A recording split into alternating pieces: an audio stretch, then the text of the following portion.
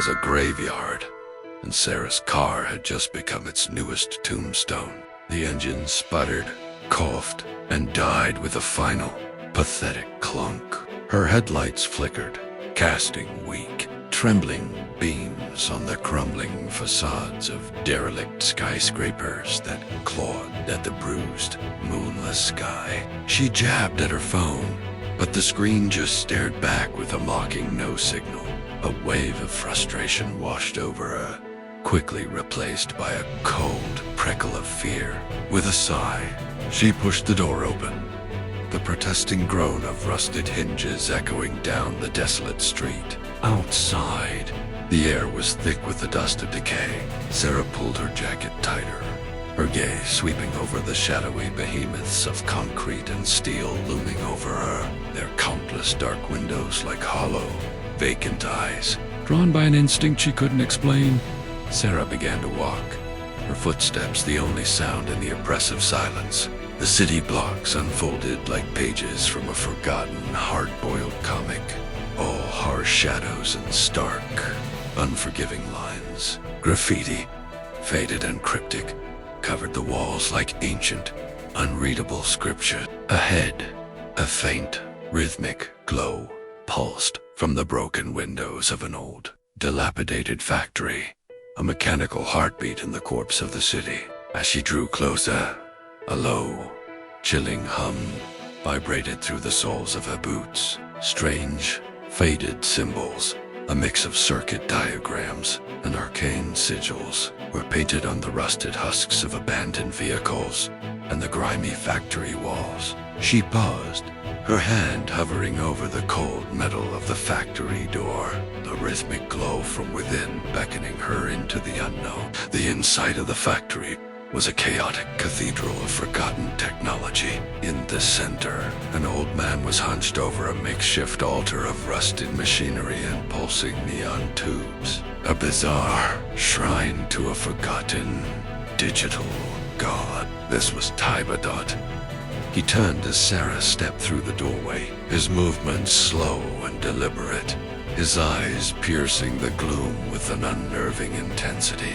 "You should not be here, child," he rasped, his voice like grinding gears. He spoke in riddles of an ancient urban entity, a ghost in the machine that he alone could command. As he spoke, the neon tubes around him pulsed erratically, their light throwing long, distorted shadows that writhed and danced in the corners of the vast space, taking on monstrous, fleeting shapes. A sudden, chilling realization dawned on Sarah. This entity Tiber spoke of wasn't malevolent. It was trapped, looking past the old man.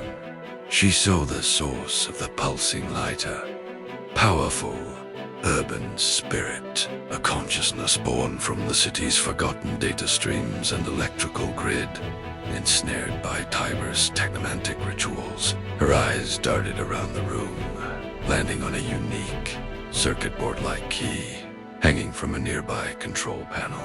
It had to be the release. She lunged for it, but Tiber, belying his age, moved with a startling, wiry agility, blocking her path. A desperate struggle began, a chaotic dance amidst the dying machines. Sparks flew as they collided with damaged consoles, and arcs of strange, contained energy snapped through the air around them. With a final, desperate push, Sarah broke free. She snatched the key from its hook and jammed it into a slot on an archaic server mainframe that hummed ominously in the center of the room. The moment the key clicked into place, a blinding burst of vibrant digital light erupted from the server, washing away the industrial gloom. The trapped spirit, now a swirling, ethereal form of pure light and data, surged upwards, free from its prison. It floated gently towards Tiber, its formless hand reaching out to touch his weathered cheek. As it made contact, the years of desperate, frantic energy seemed to drain from him. His shoulders slumped, not in defeat, but in relief. His face, once a mask of obsession, softened into a look of profound peace. The factory itself seemed to breathe a sigh of relief, its menacing edges softening as it was bathed in the spirit's soft, pulsing light. Standing outside the now gently glowing factory, Sarah watched as the first hints of a pre-dawn sky painted the horizon, silhouetting the abandoned city in hues of purple and orange. The oppressive weight of the place had lifted, replaced by a quiet sense of potential. From the factory entrance, Taiba, looking years younger and serene, gave her a small, grateful nod. As if on cue, the engine of her car turned over with a smooth, healthy hum. She slid back into the driver's seat, the interior now filled with a soft, warm light from the factory. Driving away, she glanced in the rearview mirror, a smile touching her lips. The city was still a graveyard, but now a ghost of hope and wonder haunted its silent streets.